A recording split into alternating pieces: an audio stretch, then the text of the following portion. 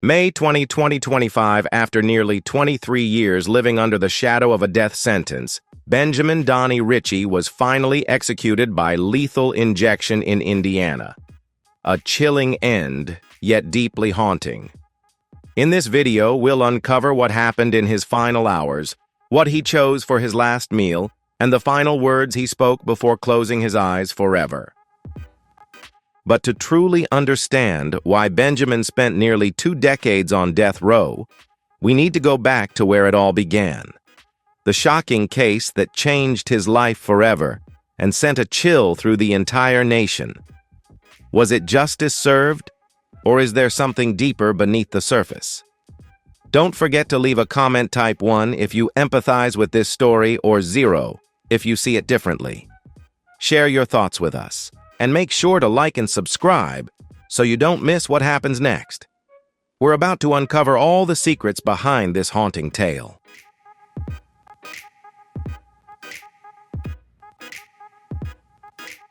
On September 29, 2000, in Beech Grove, Indiana. That evening, a white pickup truck had just been reported stolen from a nearby gas station. Not long after, at the scene of an unrelated traffic accident, Officer Matthew Hickey spotted the pickup driving by with 3 men inside. He checked the license plate, confirmed it was the stolen vehicle, and called for backup.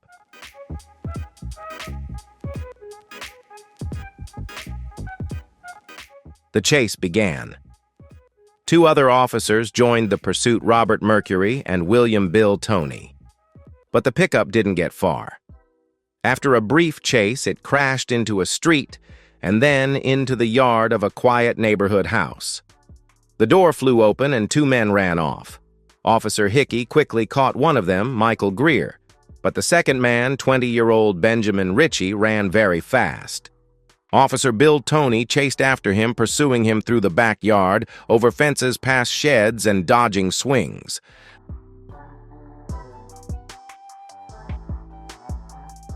Then suddenly, Benjamin reached for something. He turned, pulled out a Glock 9mm, and fired 5 shots. Bill was wearing a bulletproof vest, but one bullet struck just above it, hitting his upper chest. He tried to return fire once, but then his legs buckled. He collapsed onto the lawn, his service weapon slipping from his hand. Officer William Bill Toney died right there in the backyard just 1 day before his 32nd birthday. He left behind a wife and 2 young daughters, and he had only been a cop for 2 years. For reasons no one understands, Benjamin Ritchie was wearing a wig that night.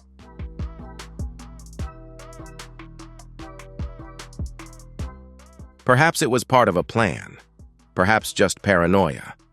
Either way, after the shooting, he threw both the wig and the gun into a thick bush and disappeared into the darkness. Somehow, he crossed the boundary and reached a friend's house still free, at least for the moment.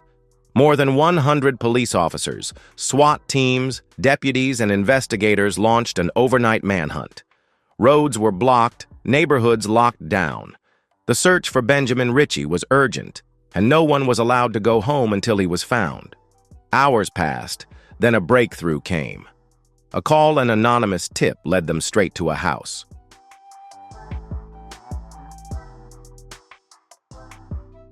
And when the police arrived that morning, Benjamin was inside. This time, he didn't run. He didn't resist, and they arrested him without a fight. The house belonged to Michael Moody, the 3rd man involved in the stolen truck, and they also arrested him. The manhunt was over, but the real battle inside the courtroom was just beginning.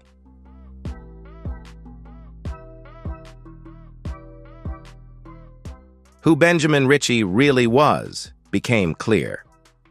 Born on May 30th, 1980, Benjamin came into a world that was against him. He never knew his biological father, and his mother, Marion Martin, struggled with alcohol and drugs even while pregnant with him.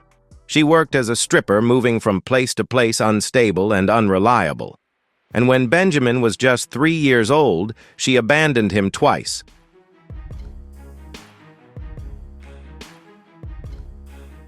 By the time he started school, the damage was showing.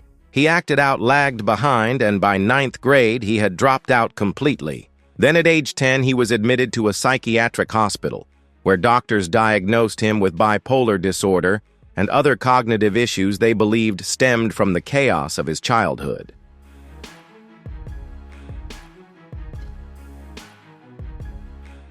Benjamin was not born a villain, but he was never fortunate enough to be raised in a healthy environment. He needed help a way out, but the system he relied on had little to offer. In August 1998, just after turning 18, the age of adulthood yet fraught with turmoil, Benjamin was arrested for theft and thrown into prison.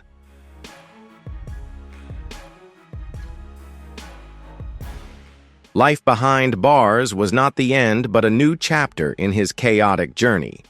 By 2000, he was released, but freedom remained an elusive concept.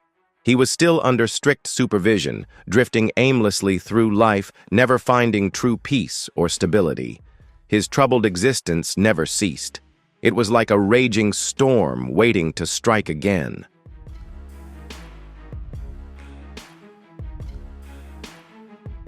And on September 29, 2000, that storm came crashing down.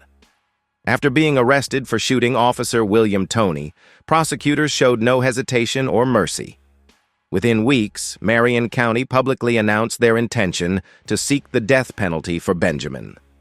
No longer a quiet case, this became a high-stakes legal battle weighted heavily with justice.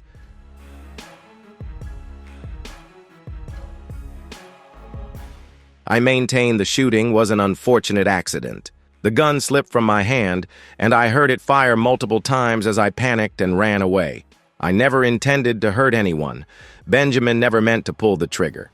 Everything happened too fast, too suddenly. He was terrified throughout the chase. He was on probation, and another arrest could mean 8 more years behind bars. That overwhelming fear pushed him to the edge of despair.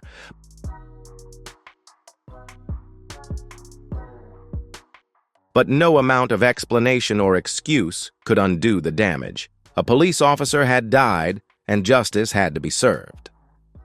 On August 10th, after days of deliberation and debate, the jury returned their final verdict. Benjamin was found guilty on all counts: murder, car theft, possession of an unlicensed weapon, and resisting arrest. The verdict was like a hammer striking down his fate.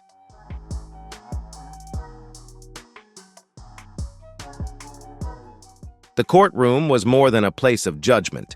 It became an emotional battlefield for all involved. The tension rose as the family of the fallen officer made their presence felt. She sat through the entire trial, witnessing every painful moment. Afterwards, overwhelmed with grief and fury, she publicly demanded justice, calling for Benjamin's execution.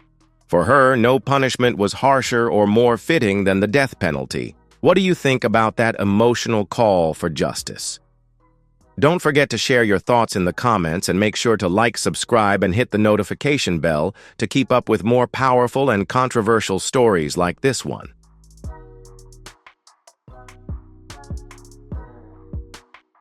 Yet Benjamin showed blatant disrespect and arrogance. Throughout the trial, he repeatedly interrupted her, mocked and ridiculed her in front of everyone. When she called him a coward, he looked her straight in the eye and unleashed the harshest insult society could not condone.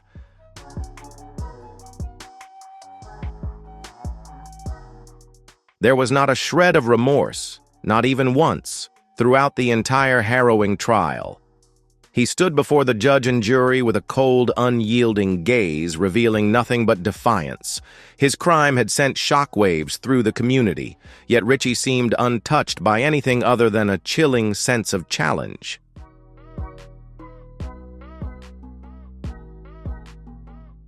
As the trial drew to a close, Ritchie's attorneys raced against time to save their client.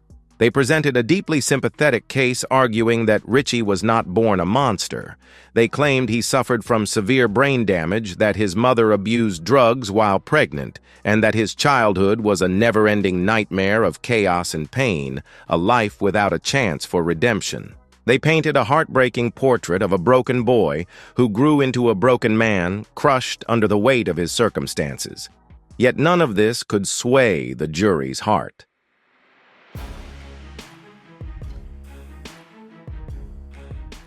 After days of deliberation, the jury remained unmoved by the tragic backstory. They did not see a helpless child or a victim of circumstance. Instead, they saw a cold-blooded killer, a man who mercilessly took a life without just cause.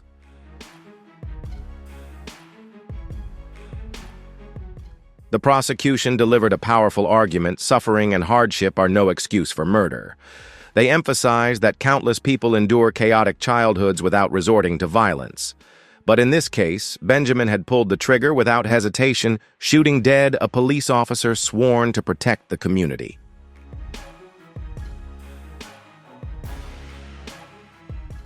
The trial closed with a chilling detail that many overlooked: the tattoo on Benjamin's neck. It was no random design, but the number 37, the badge number of Officer Tony, the very policeman Benjamin had killed.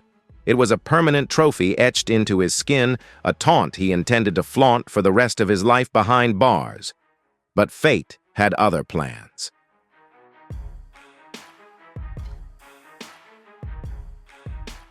On August 14th, after only 3 hours of careful deliberation, the jury returned a unanimous verdict: Benjamin was sentenced to death. He was immediately transferred to death row in Indiana, where sentences are carried out. For most, this would be the end. Justice served, a life ended.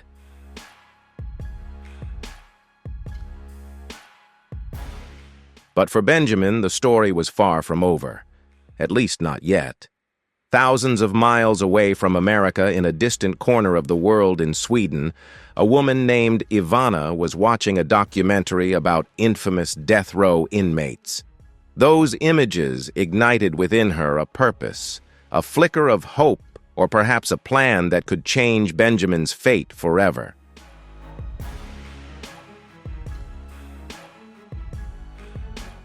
There was something about Benjamin that caught Ivana's attention, a strange, inexplicable feeling she couldn't deny. It was like a slow-burning flame inside her, refusing to be extinguished.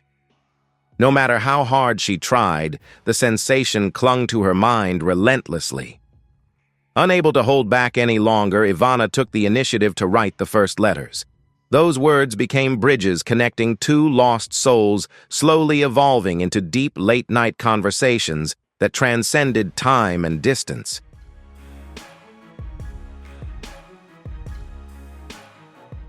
Soon after Ivana bravely crossed an ocean to meet Benjamin in person, the man trapped behind the cold, unyielding walls of prison. Though separated by thick glass, a miracle unfolded: they fell in love. For nearly 4 years, Ivana returned time and time again, each visit a vivid testament to a love powerful enough to defy all barriers, even the cruelty of fate.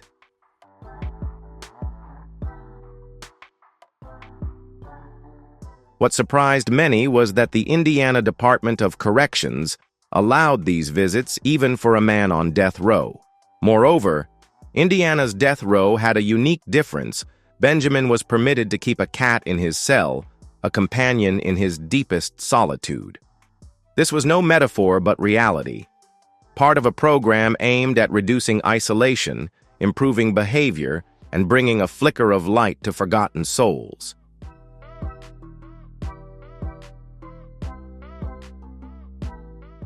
Then came the fateful day, May 20th, 2025, nearly 23 years after he first stepped into the cold death chamber. In his final weeks, Benjamin pleaded for mercy, submitting petitions for clemency, filled with remorse, asserting he was no longer the man of the past, the man who pulled the trigger and caused tragedy. He spoke of something good still left within him, a fragile hope he wished to give before it was too late. But the doors to redemption gradually closed, and all light seemed to fade away.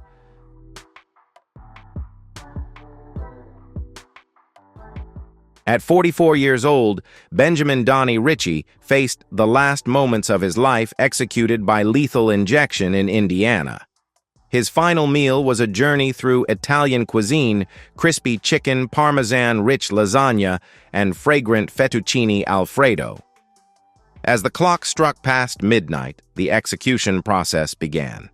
Silence enveloped the room, broken only by soft breaths and the countdown of a heartbeat.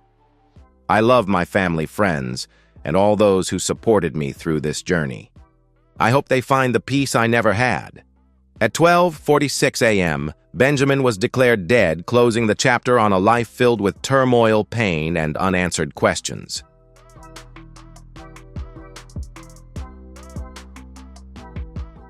And that was the story of Benjamin Ritchie, a quiet ending to a life full of turmoil. What do you think about the final moments of a person before they leave this world? Can a last meal really reveal something about who they are? Don't forget to comment. 1. If you found this story compelling, or 0 if you have a different opinion. Make sure to like, subscribe, and turn on the notification bell so you won't miss more haunting and thought-provoking stories. See you in the next video.